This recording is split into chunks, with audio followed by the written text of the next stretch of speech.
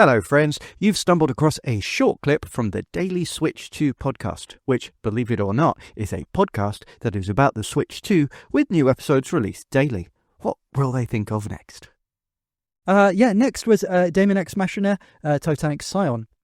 Now, I'm not going to talk too much about this before I do my trailer reaction, simply because I've talked about it a lot already in other episodes, and for those who are regular listeners, you will know I am really excited for this one.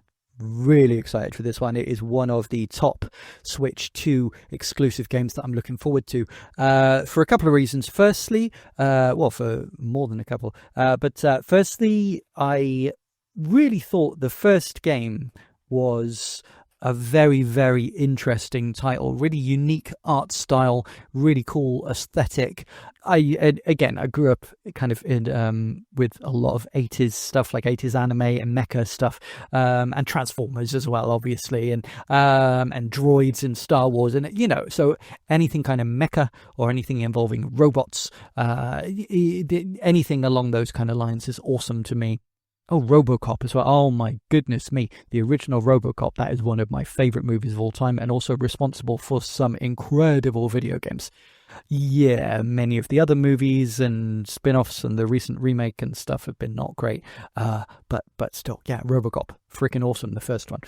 Daemon X Machina, the first game on the Switch, was one of the games that was exclusive to Switch, but wasn't a first-party Nintendo game.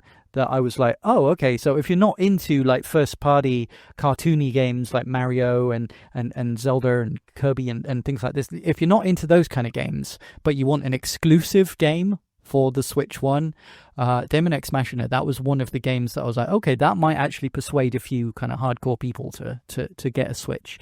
And yeah, it was just really awesome. I felt it wasn't perfect, but I felt it had a lot of potential. So when they announced a sequel, it being an exclusive for the Switch 2, I was really hyped for it. Then I started learning more about Marvelous, the company that's publishing and distributing it. And of course, one of the biggest talking points on my channel, which I wasn't expecting when I first set it up, was this kind of problem that the Switch 2 has had with the game keycard situation and the third-party devs having problems releasing games because of the limitations of the 64-gig card and the costs involved and things like this. That's all been obviously a big controversy, but Marvelous, the company, has the CEO of Marvelous has come out and made many very detailed statements, which I really agree with, and I really admire him for the way he is, standing up and being very outspoken and speaking about it and talking about what he believes in. And he has just basically said, no, every single game from Marvelous that comes out on the Switch 2 is going to have a physical version and is going to have the full game on the cartridge. So at that point, with all his statements that he's put out and everything, I just made the promise that every single game that they release, I will buy, even if it's not something that I'm interested in. However, every game from Marvelous so far has been something that I was at least vaguely interested in. And then once I realized that it's from Marvelous and it's going to be the full game on the cart, it's not going to be a game keycard or something, I'm like, okay, I'm definitely buying that for my collection, because I want to encourage that. I want to help them. I want to keep that company afloat. I want them to do good business. He seems like a really nice guy who seems passionate about the games industry, seems to understand gamers and collectors and things as well. Like, one of the things he said was, can you imagine, the minefield of being like a grandparent buying a game for their child and giving it to that child as a present, and then the child puts the game in their Switch and then the game doesn't work because that grandparent doesn't have an internet connection at the house. Or being on holiday, and you're a parent and you're on holiday with your child, and the Switch is a portable games console, so the child has the portable game system with them, or the Switch 2 is a portable game system, so they have it with them. So you're on holiday, and you, as a treat in the supermarket or something, you buy them a game so that they can play it on holiday, and they can't play it on holiday because there's no way for them to download a 60 gigabyte game off a temporary Starbucks Wi-Fi connection. the way that he kind of broke it down like this, these are things that I have said a million times, but to hear like a CEO of a company saying this is why I won't really, he didn't say, oh, we're only going to release on physical games because we think that's going to be more popular with consumers and will sell more. He was like, no, I don't want kids being disappointed. And also, I believe in preservation, and I don't want people to worry what happens when the servers go down. No, if somebody's paid for my game, they own my game. The fact that he has literally come out and said repeated statements like that just makes me want to support every single marvelous game. So I was excited when I heard that there was going to be a sequel to Daemon X Machina. There aren't very many exclusive titles for the Switch 2, games which are only available on the Switch 2, not available on anything else. Is literally a handful. I mentioned this in my Drag X Drive review. By the way, if you haven't, I know you might think that you're not interested in Drag X Drive because, let's face it, most people aren't interested in Drag X Drive. But I would plead with you. I would really appreciate it if you would go and check out my review of Drag X Drive, because it's not got very many views, not very many people are paying attention to it. I completely understand why. It's a game that a lot of people just, as soon as it came out and it got bad reviews, and people just went, okay, I don't care about it, right? Firstly, I don't think it's as bad as many people are saying. I think there is a good game under there, and I think it's possible to save it. And Nintendo has done that previously with other games that they've released in a very bare bones state, but then they've built it up and they've become some of the biggest franchises ever. So, and I talk about that, but I talk about all kinds of interesting historical stuff within the Drag X Drive video. I talk about Star Fox, and I talk about the Wii U, and I talk about the history of the Olympics and the Paralympics, and I talk about all kinds of historical context of why Drag X Drive is an important game, why Nintendo needs to not let it fail, why they sorry, I swore then, I'm going to repeat myself, why they messed up with Drag X Drive, but why it's really important that they fix it. And one of the reasons it's really important is the Switch 2 does not have exclusive games. Especially not first-party exclusive games. What do we have from Nintendo? We've got Donkey Kong Bonanza, yes. Great game. In my opinion, one of the best games of all time. I absolutely love it. Brilliant. But not everybody loves 3D platformers, and not everybody loves kind of cartoony games. What else do we have that's exclusive from Nintendo? Mario Kart World, yes, but it's an incomplete experience at the moment. Yeah, it's probably going to get better over time, but right now it's an incomplete experience. And many people feel like, well, yeah, but it's not as good as the previous Mario Kart game, so there's no, or even if you think it's slightly better than the last Mario Kart game, a slightly better version of a game that you've already got is not a reason to upgrade to a new system. So if you don't care about DK Bonanza, you don't really care about Mario Kart, what other first-party exclusives do we have? Welcome Tour? Screw that. That's not a real game.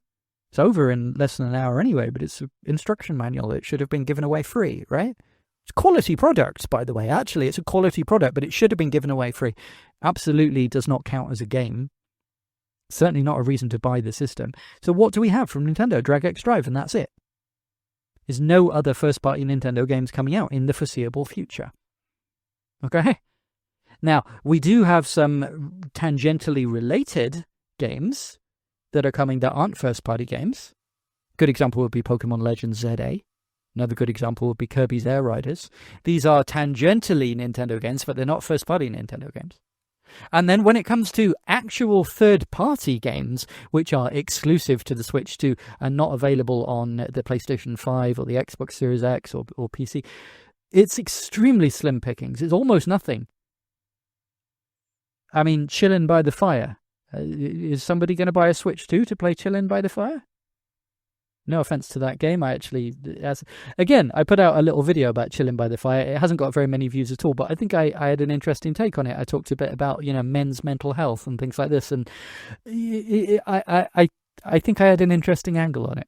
But, or maybe, I don't want to sound big-headed. Maybe I didn't. Maybe I'm saying what everybody else is saying. I don't know. I don't use Twitter or social media like that. So I don't know. Maybe I'm giving stale takes that everybody's already said a million times. But Daemon X Machina, Titanic Scion, is a true Nintendo Switch 2 exclusive coming from a third party. It's going to be the full game on the cartridge. It's from a publisher that I really appreciate and I really want to support and I really want to do well.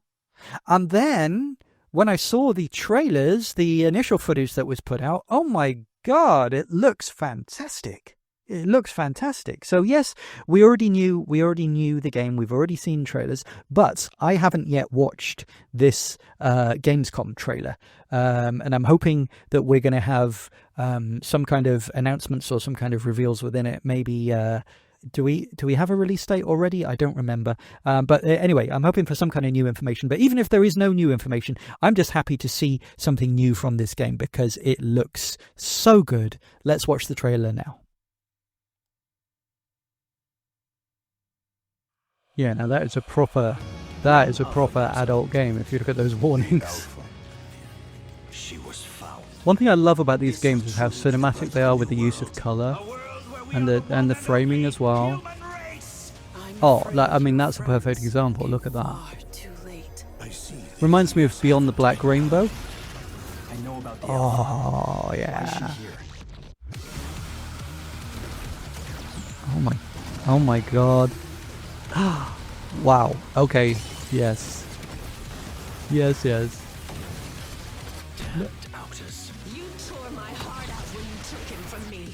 Jesus, are you seeing this? Are you seeing how cool this is? Oh my God. I love. Oh. Hand over the Alpha and let us end this war. Yeah. God, look at that.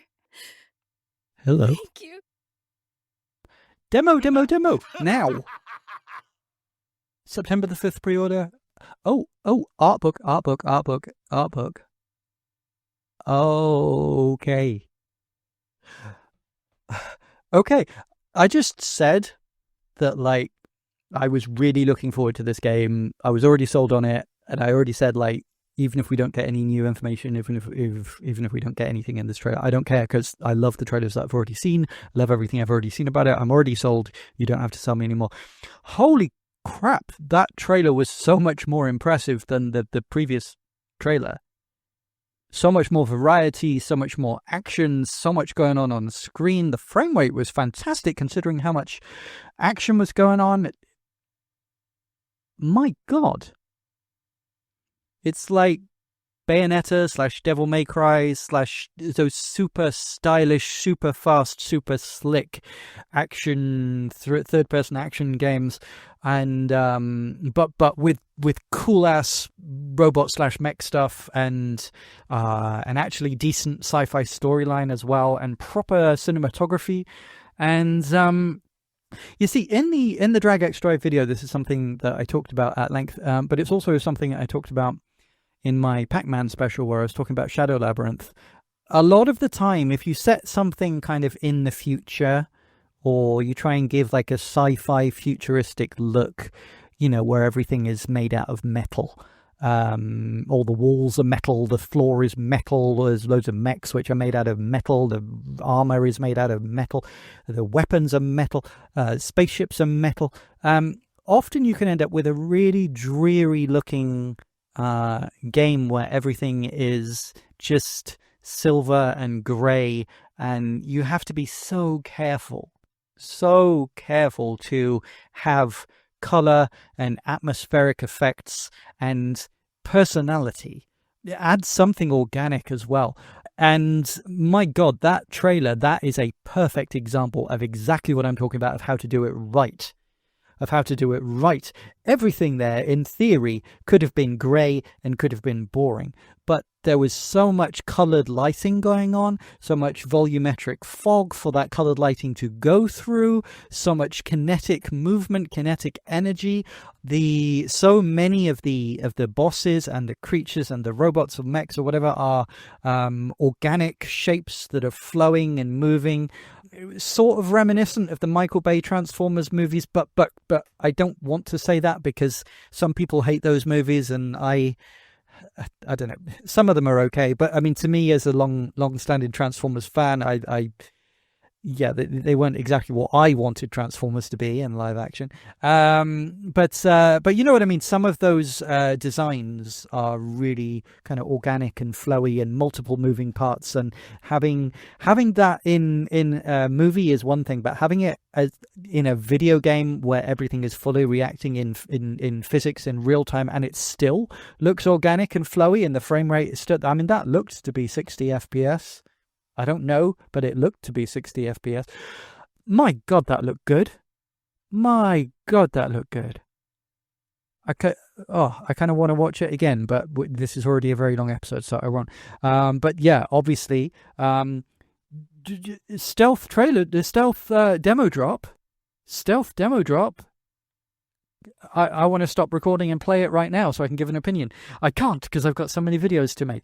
God, this is so many games that I want to play and I can't. And I even bought the latest Shantae game, being a huge Shantae fan and making multiple videos on Shantae, including a 2-hour history of Shantae. If you care about Shantae, go and watch that. It's one of my videos I'm the most proud of. And I bought the game. And yeah, I've still not managed to play it because it's Gamescom and there's all these new things I have to make videos on. So if you do appreciate it and you want to support the channel, there's plenty of free ways that you can do it. Like, drop a comment, subscribe. If you do want to support, buy me a coffee or something. Anyway, you absolutely do not have to. In this economy, you do not have to. But if you do want to, you can support me. Thank you very much. I would really appreciate that. It just allows me to buy more games now, doesn't it? And more stuff to cover. But also join our free members area, have a chat with me. It's linktree/dailyswitch2, linktr.ee/dailyswitch2. But also just subscribe, because I will 100% be talking about this game more. I'll definitely be doing a full deep dive review on it, but I'm sure I'll do some previews as well, because if I've got a demo that I can play, and there was a special edition physical version available. And I've talked about special edition physical versions of multiple games, obviously, on this channel. There are many of them announced all the time. And one of the things that I often say is, why doesn't it have an art book? Why doesn't it have? That was one of my main problems with the physical Shantae release for the latest game, which, by the way, you can still pre-order. You've only got a few days left to pre-order. I absolutely recommend pre-ordering the standard version of that, because it's only $35 and it's an excellent game. But the reason why I personally I don't really want to drop $175 on the collector's edition is that I don't feel like there's $175 worth of stuff that comes inside it. And one of the things I said was, if it had a hardback art book included, I would have absolutely bought it. You know, no question, I would have bought it, but it doesn't. And so many don't, and I don't understand why not. Because it is not that expensive. If you're producing $100 plus collector's edition, there is no reason why it shouldn't have a book inside. In fact, for my own games right now, I've got multiple games. I don't want to keep harping on about it, but I'm literally planning the collector's editions right now, and I've been looking into prices and pressing it all up for the most expensive version of my game, which, by the way, is nowhere near $175. But for the most expensive version of my game, it will come with a full. For not only just a full color manual, but also a full player's guide, full size, full color player's guide as well included. Because, you know, if people are going to be paying for a collector's edition, I mean, for me, it should have it. And yeah, that collector's edition, obviously I only saw very briefly in that trailer, so I'm going to have to look into it in more detail. But the thing that really stood out to me was it comes with an art book. And it's cheaper than the Shantae edition as well. I think I saw it was $150. Still expensive, still more expensive than mine. I wouldn't dream of charging $150 for my game, but that's because I make little small indie games. But yeah, oh my god, so much information, so much to unpack. Don't have enough time to go over it here, but I will be covering this game at length. It's one of my most anticipated games, and that trailer, to be honest, I wasn't really expecting too much from that trailer. I thought it was just going to be more of the same, but that has raised my hype levels considerably, and the fact that we can now play a demo as well. Well, if you own a Switch 2, there's no reason why not to download that demo right now and check it out for yourself. And if you like it, order the physical game. Support Marvelous, man. They are good. They are good people who are helping the industry genuinely, and Very rare for a third-party game on Switch 2 to be exclusive to the Switch 2, not available on anything else. And even rarer for a third-party on the Switch 2 to be the full game on the cartridge. So I think this game needs to be supported, absolutely. Well, that was funny / sad / informative / stupid, wasn't it? Feel free to mentally redact to make that make sense with the clip that you just heard. I don't know what it was. I'm just recording a bumper. But if you enjoyed the clip, please give it a like. If you'd like to hear more, click subscribe, and you can find all the ways to listen to and support the full daily podcast at linktree/dailyswitch2. That's linktr.ee/dailyswitch2. Let's go! Did I sound like I mean that? I do. I really do.